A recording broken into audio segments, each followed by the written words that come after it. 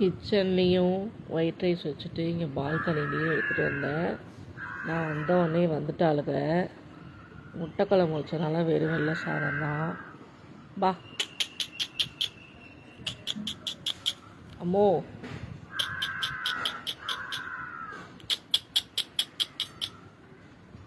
வெள்ளை சாதம் தான் வச்சேன். கிச்சன்லேயே வச்சுட்டு வந்தேன்.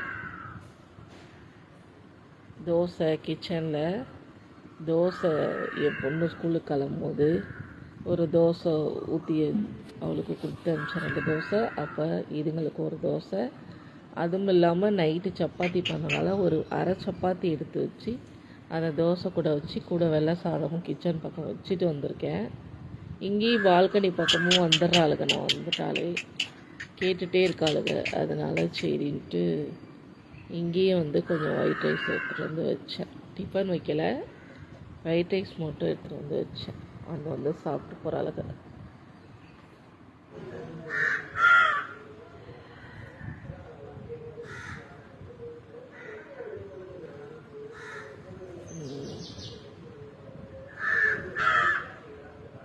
மாற்றி மாற்றி சாப்பிட்டாவது